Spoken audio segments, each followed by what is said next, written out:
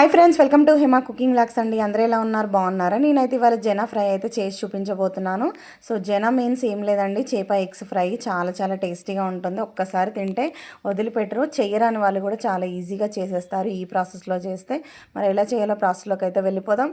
ముందుగా stove on చేసి కళాయి పెట్టేసుకొని ఒక పావున్నర ఆయిల్ అయితే వేసేసుకోవాలండి. వేసుకున్న తర్వాత కొంచెం జీలకర్ర వేసేసుకోవాలి. ఆ తర్వాత ముందుగా చాప్ చేసి పెట్టిన ఒక 2 ఆనియన్స్ అండ్ పచ్చిమిర్చి అయితే వేసేసుకోవాలి.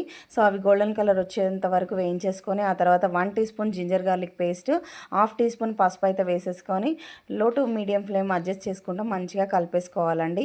ఆ తర్వాత మనం ముందుగా బాయిల్ చేసుకున్న జెనా అండి. సో ఇదైతే ఉప్పు పసుపు వేసి ఒక 5 మినిట్స్ బాయిల్ చేసుకొని వడపసి పక్కన అయితే పెట్టేసుకోవాలి. ఆ తర్వాత ఈ పోపులో అయితే వేసేసుకోవాలి. ఈ తాలింపులో వేసేసుకొని ఆయిల్లోనే మంచిగా ఫ్రై అవ్వనివ్వాలండి, పచ్చివాసన పోయేంత వరకు. ఆల్రెడీ మనం బాయిల్ చేసాం కాబట్టి అక్కడే సగం స్మెల్ పోతుంది. సో ఆయిల్లో కూడా ఫ్రై చేసుకోవడం వల్ల చాలా చాలా బాగుంటుంది, టేస్టీగా ఉంటుంది.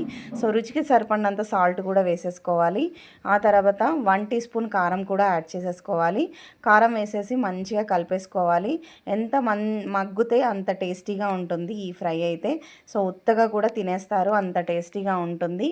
తినని వాళ్ళు కూడా ఇలా చేసి పెడితే లొట్టలు వేసుకుంటూ తినాల్సిందే అండి. టేస్ట్ అయితే నెక్స్ట్ లెవెల్లో ఉంటుంది. మరి సో 1 టీ స్పూన్ అయితే ధనియా పౌడర్ అయితే యాడ్ చేసేసుకొని మొత్తం అంతా కూడా కలిసేటట్టు అయితే కలుపుకోవాలి. సో ఎంతో రుచికరమైన జెనా ఫ్రై అయితే రెడీ అయిపోయిందండి. అదే అండి, చేప ఎగ్స్ ఫ్రై రెడీ అయిపోయింది. మరి ఇంకెందుకు ఆలస్యం, నా వీడియో మీకు నచ్చినట్టయితే లైక్ చేయండి, షేర్ చేయండి, సబ్స్క్రైబ్ చేసుకోండి. మరికొన్ని వంటకాలతో మళ్ళీ మీ ముందుకైతే వచ్చేస్తాను. Thanks for watching. By bye friends.